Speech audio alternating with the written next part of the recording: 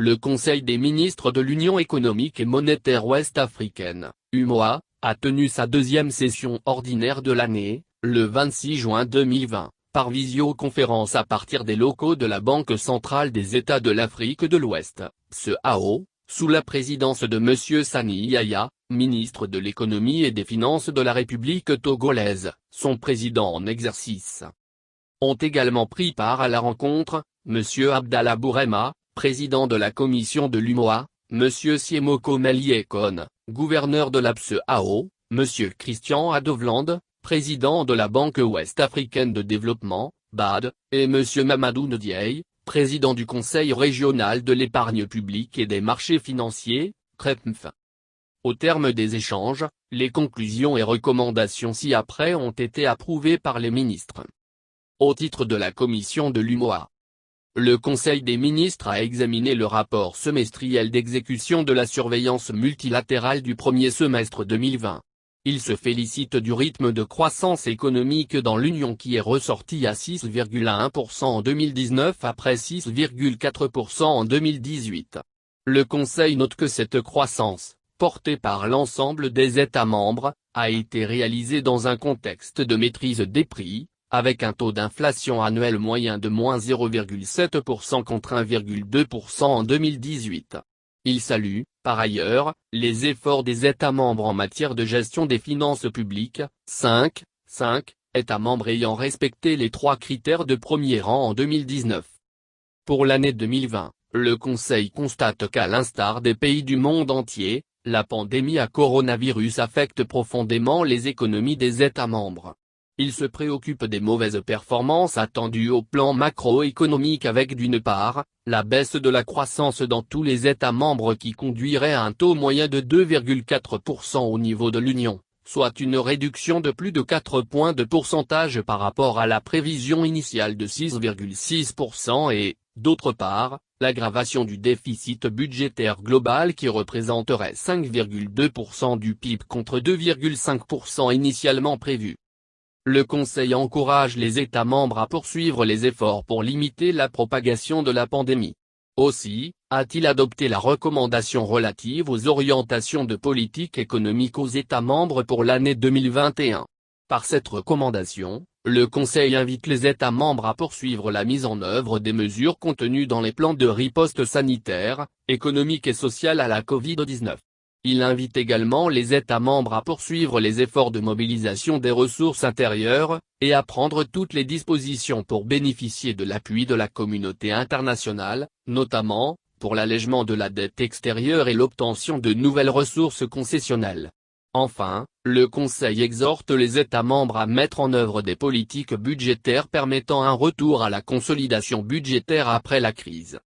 Par ailleurs, le Conseil rappelle que pendant la durée de la suspension provisoire de l'application du pacte de convergence, de stabilité, de croissance et de solidarité décidé par la conférence des chefs d'État et de gouvernement de l'Union, le 27 avril 2020, l'exercice de la surveillance multilatérale, institué par le traité portant création de l'UEMOA se poursuit normalement.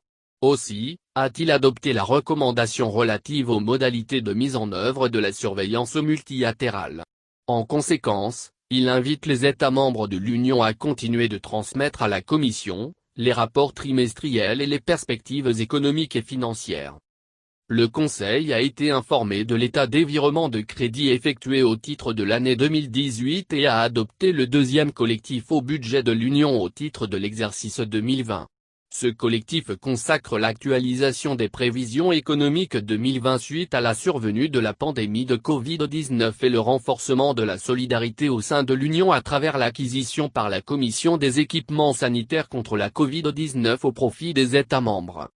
Tout en saluant les différents efforts entrepris par la Commission pour soutenir les États membres, le Conseil a demandé à la Commission, en fonction de l'évolution du recouvrement du PCS et de l'exécution des dépenses, d'examiner la possibilité d'accorder aux États membres un appui supplémentaire.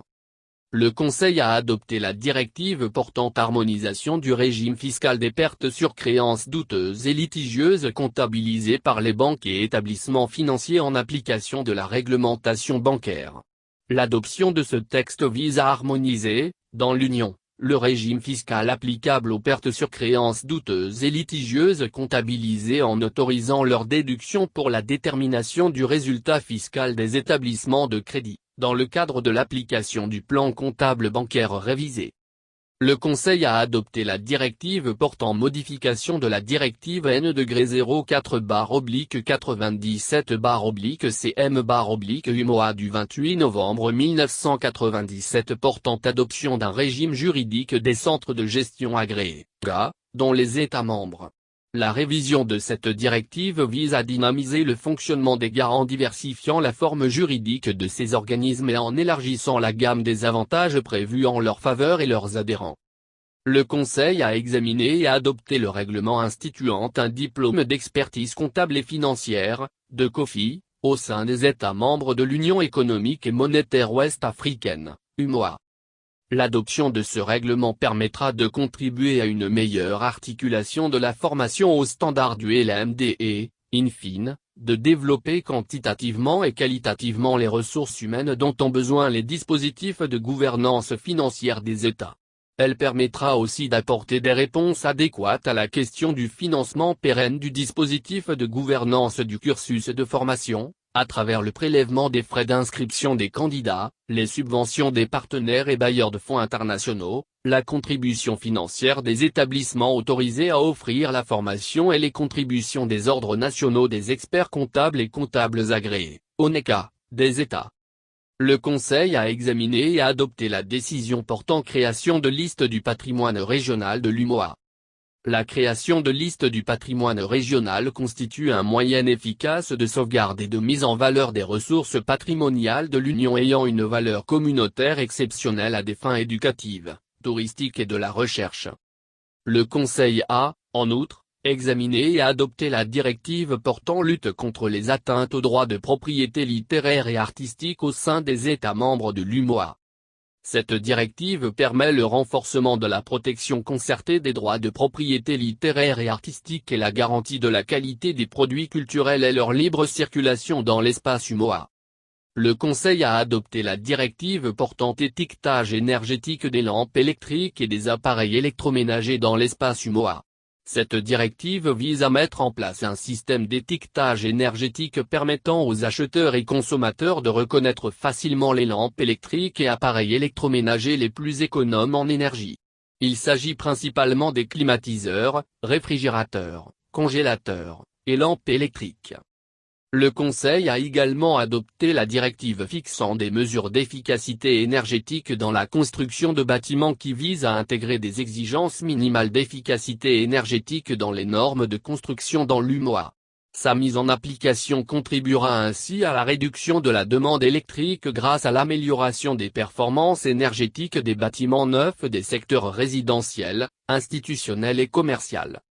Au titre du CREPMF, le Conseil des ministres de l'Union a procédé à la nomination du membre représentant la Guinée-Bissau au sein du Conseil régional, pour un mandat d'une durée de 3 ans, avec effet le 1er juillet 2020.